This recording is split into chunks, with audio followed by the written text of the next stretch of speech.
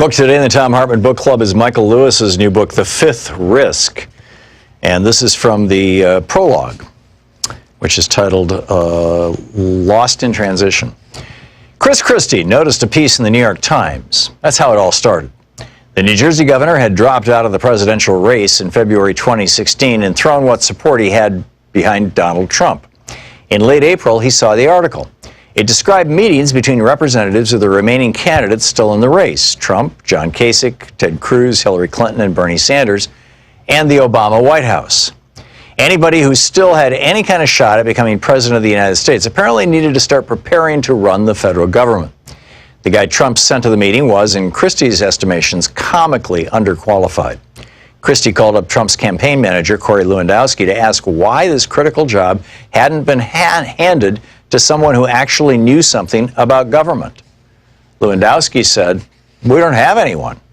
Christie volunteered himself for the job, head of the Donald Trump presidential transition team. "It's the next best thing to being president," he told friends. "You get to plan the presidency." He went to see Trump about it. Trump said he didn't want a presidential transition team. Why did anyone need to plan anything before he actually became president? "It's legally required," said Christie. Trump asked where the money was going to come from to pay for the transition team. Christie explained that Trump could either pay for it himself or take it out of campaign funds. Trump didn't want to pay for it himself, and he didn't want to take it out of campaign funds either, but he agreed grudgingly that Christie could go ahead and raise a separate fund to pay for his transition team. But not too much, he said. And so Christie set out to prepare for the unlikely event that Donald Trump would one day be elected president of the United States. Not everyone in Trump's campaign was happy to see him on the job. In June, Christie received a note from Trump advisor Paul Manafort. "The kid is paranoid about you," Manafort said. The kid was Jared Kushner, Trump's son-in-law. Back in 2005, when he was U.S. Attorney for the District of New Jersey, Christie had prosecuted and jailed Kushner's father, Charles, for tax fraud. Christie's investigation revealed in the bargain that Charles Kushner had hired a prostitute to seduce his own brother-in-law, whom he suspected of cooperating with Christie, had videotaped the sexual encounter and sent the tape to his sister. The Kushners apparently took their grudges seriously, and Christie sensed that Jared still harbored one against him. On the other hand, Trump, whom Christie considered almost a friend, couldn't have cared less. He'd invited Christie to his and Melania's wedding, and he pressed him to attend his daughter Ivanka and Jared Kushner's wedding. "That would be awkward," said Christie. "I'm paying for the wedding, and I don't give an S," said Donald. Christie viewed Jared as one of those people who thinks that because he's rich, he must also be smart.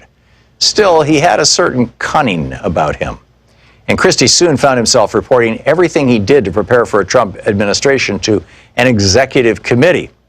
The committee consisted of Jared, Ivanka Trump, Donald Trump Jr., Eric Trump, Paul Manafort, Steve Mnuchin, and Jeff Sessions. "I'm kind of like the church elder who double counts the collection plate every Sunday for the pastor," said Sessions, who appeared uncomfortable with the entire situation. The elder's job became more complicated in July 2016 when Trump was formally named the Republican nominee. The transition team now moved into an office in downtown Washington, D.C. and went looking for people to occupy the top 500 jobs in the federal government. They needed to fill all of the cabinet positions, of course, but also a whole bunch of others that no one in the Trump campaign even knew existed. It's not obvious how you find the next Secretary of State, much less the next Secretary of Transportation. Never mind who should sit on the Board of Trustees of the Barry Goldwater Scholarship and Excellence in Education Foundation. By August, 130 people were showing up every day, and hundreds more working part-time at Trump Transition headquarters at the corner of 17th Street and Pennsylvania Avenue. The transition team made lists of likely candidates for all 500 jobs, plus other lists of informed people to roll into the various federal agencies the day after the election to be briefed on whatever the federal agencies were doing.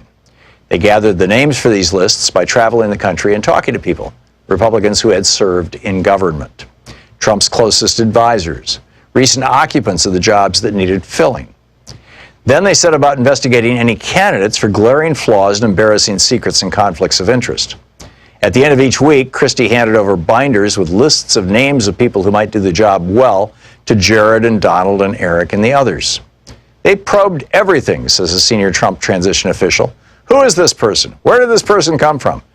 They only ever rejected one person, Paul Manafort's secretary.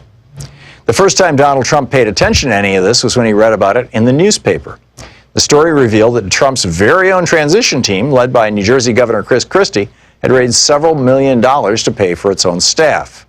The moment he saw it, Trump called Steve Bannon, the chief executive of his campaign, from his office on the 26th floor of the Trump Tower and told him to come immediately to his residence many floors above.